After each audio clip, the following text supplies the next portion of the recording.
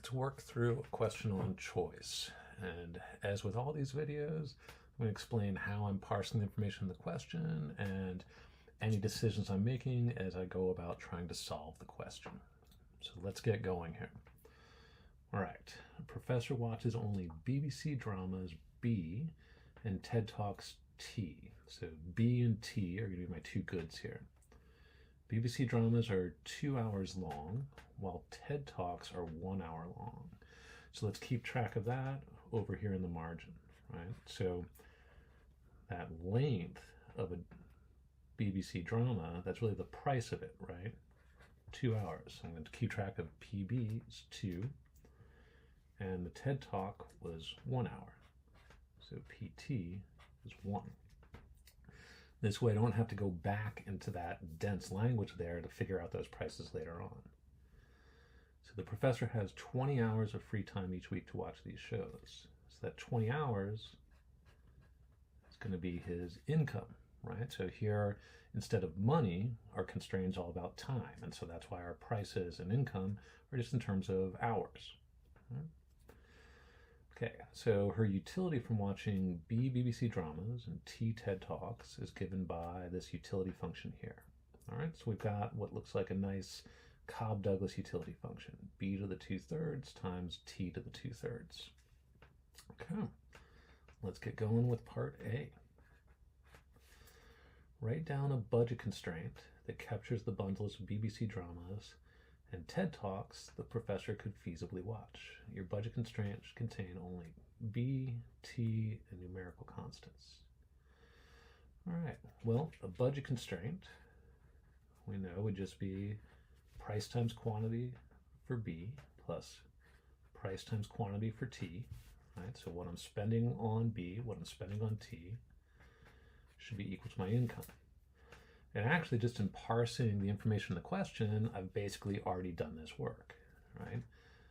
BBC drama cost me 2 hours, right? A TED Talk cost me 1 hour, and so that PT is 1, it's just going to disappear there. And I've got my 20 hours of time.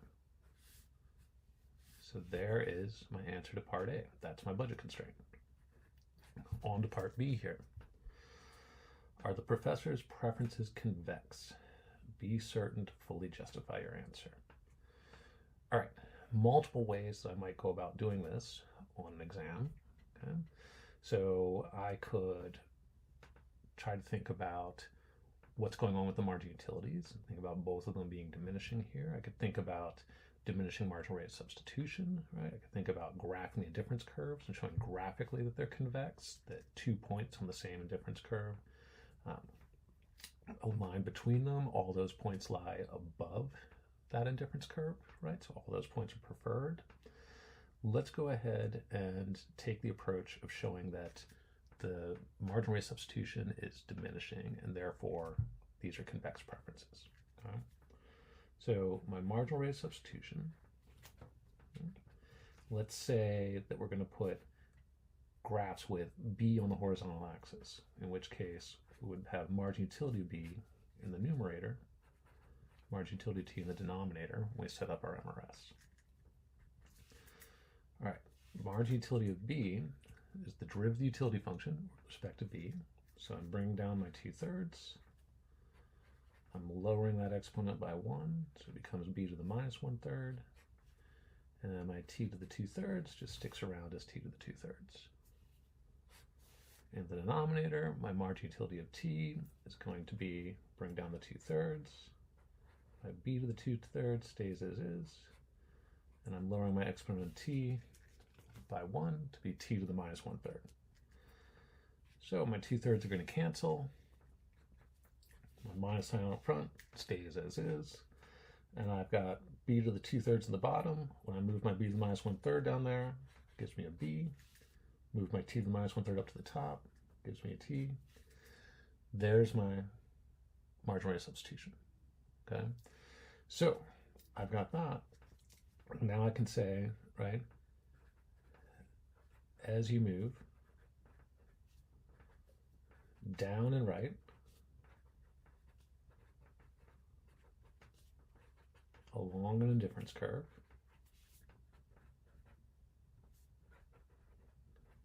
Note that I'm abbreviating in difference curve here, saving myself a little time as I'm taking my exam, right?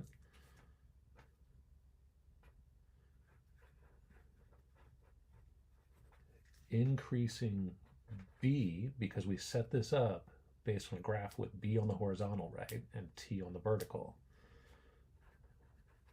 And decreasing T, MRS goes down, right? So the indifference curve is getting flatter, meaning convex preferences. Okay. All right. So move on to part C now. Part C is asking us, how many TED Talks will the professor choose to watch? Good news is we've actually done a good bit of the work we need to here to solve this by already finding that MRS, right? So the way the professor's going to choose what to watch is first he's going to find where is that point of tangency between his budget line and his difference curve. Well, that is going to be where the slope of the budget line is equal to the slope of the indifference curve. Slope of the budget line is that ratio of prices, where it's the price of the horizontal axis good over the price of the vertical axis good. Slope of the indifference curve is our marginal rate of substitution, which we already found to be minus T over B. Right? And so what we're trying to do now is just get one of these two goods by itself. When I look at this, the easiest good to get by itself is going to be T, because I can just move this B over to the other side. Before I do that, I'm just going to recognize that those minus signs can cancel out, right? And so when I move B over to the other side, that's going to give me T is equal to PB over PT times B, all right? Okay, so this, I'm now just going to plug into my budget constraint, all right? And so let's go ahead and do that right here. So I'm going to have PB, I'm going to put a little arrow to say that that's what I'm doing, PB times B plus PT. Now we're going to replace T with this, PB over PT times B, all of that. And now I'm actually going to leave this as I over here instead of using the 20 I had up here, just in case part D does something like changing up income on me. All right. Okay. So this PT cancels with this PT. I've got PBB plus PBB is equal to I. That's going to be 2 PBB is equal to I, or B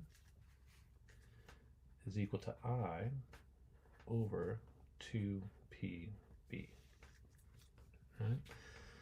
So now I can go ahead and plug in my numbers for that. Right? So that is going to be my 20 hours divided by 2 times, and if I look back up what I had over here, 2 was my price of B. All right. So that's going to be 20 divided by 4, that's going to be 5. And right there is the advantage of writing out those prices over on the side. It took me 1 second to go find that. If I had to look back in the text for it, it would have taken a lot longer, right? All right, so I get that for B, and now I can go back and just use this to plug in and get what T is. Right? So that's going to be PB of 2, PT was 1, and B was 5. So T is now 10. So those are my final answers right there for part C. All right, so last part now is D. Suppose that BBC decides to cut the length of dramas to 1 hour to cater to shorter attention spans. How will this change the number of TED Talks the professor watches? Be certain to fully justify your answer. All right, let's go back down to our work here and think about this. So in terms of where this changes our math, let's go ahead and do D right over here. All of this is the same work, right? So we can cut right to here and realize that what's going to change when PB goes to 1 is that our new B is now going to be 20 divided by 2 times 1, which is going to equal 10. And so now T is going to equal PB, which is 1 now, divided by PT, which is still 1, times 10, which is still going to be 10. So no change, right? And so this highlights what I talk about in class a lot about keeping things general throughout the problem, right? All we had to do was just plug that new information, that last step, to figure out that there was no change. If we had plugged prices in over here, right, then we have to redo all that work. And so we saved ourselves a bunch of time at the end of that question.